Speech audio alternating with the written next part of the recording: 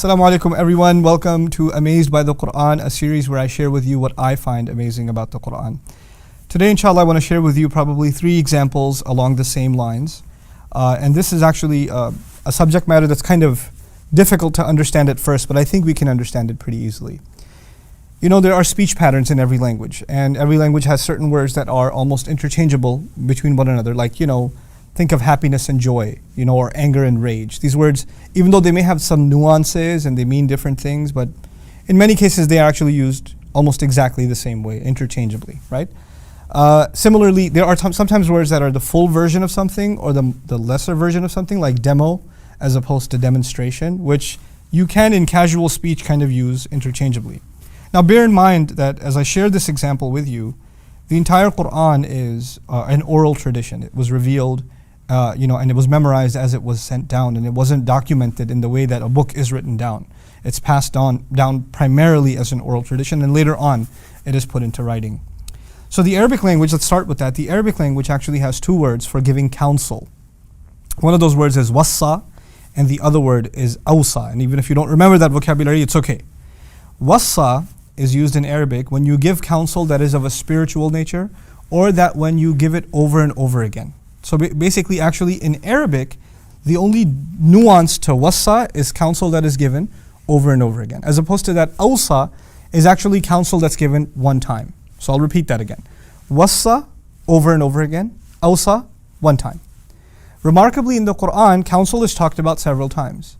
And if you take tally of all those times, like Baqarah and Shura, Surah Shura, Nisa, Maryam, all these different places where counsel is talked about using this language, every time Allah talks about spiritual counsel, counsel to do good, counsel to worship Allah, counsel to pray, this kind of counsel, He'll use wassa, which is actually the word used for over and over again.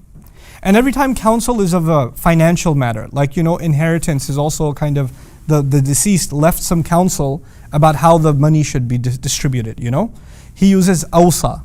So for financial or, inheritance type matters, awsa, kind of leaving a will, leaving counsel behind, leaving advice behind, instruction behind, awsa. And spiritual matters, wassa, which is beautiful. Because Allah is saying, think about it. How many times is inheritance going to be distributed? One time. It's a one-time thing. So awsa is a better word to capture the one-time nature of that kind of, distribution of will, that kind of counsel. However, spiritual counsel, be mindful of Allah, be truthful, be kind, pray. This is not the kind of counsel you give somebody once. You have to give it over and over and over again. That's the nature of spiritual counsel. It must be repeated. So he beautifully uses every single time the word wassa. Now think about that. In the Arabic language, wassa and awsa are interchangeable with a subtlety. One is repeated, the other is not. But the Qur'an is very precise about where it uses each one, with one amazing exception. Isa alayhi salam, Jesus is born. The Qur'an has a unique narrative about Jesus that the Bible doesn't have, that he spoke the day he was born. And part of his speech is wa awsani bis salati wa zakati ma dumtu hayya. He counseled me to pray and to charity so long as I'm alive. Meaning Allah counseled Jesus. Isa says alayhi salam, Allah counseled me to pray and to give charity. Except the word he used for counsel this time is the word that you typically find in the Qur'an for financial matters. Why though? This is a spiritual counsel. To pray, to give charity. Some argued that perhaps this word is used here because charity was mentioned, which is financial. But there's something more going on here.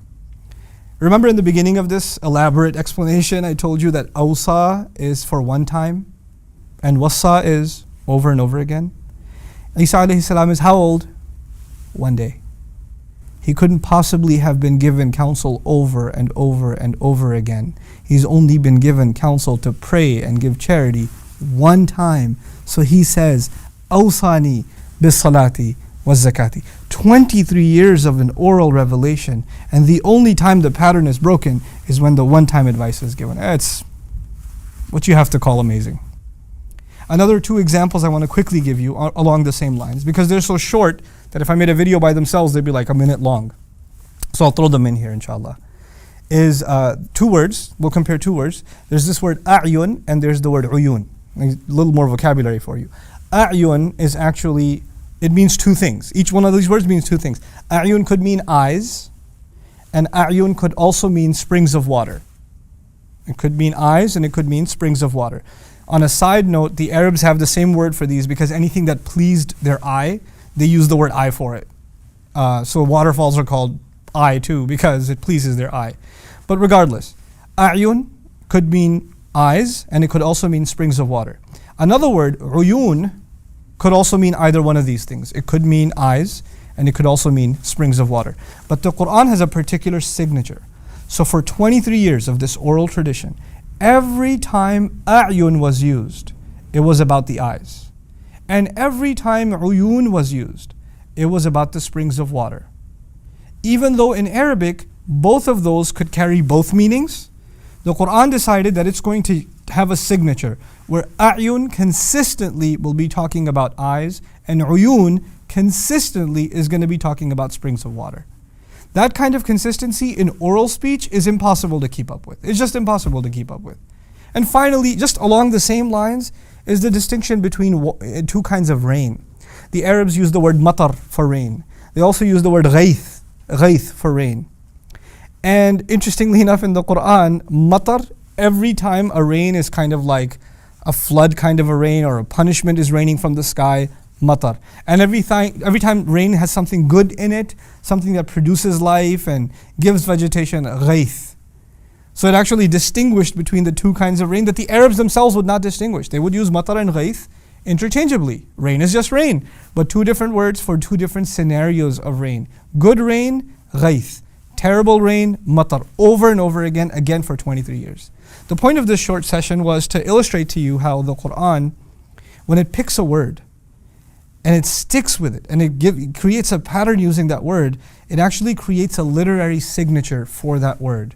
And these are the kinds of things, inshallah ta'ala, over the course of this series that I hope to elaborate before you more and more and more. May Allah give us a genuine appreciation of His beautiful word. Barakallahu li wa lakum. Assalamu alaikum wa rahmatullahi wa barakatuh. See you next time.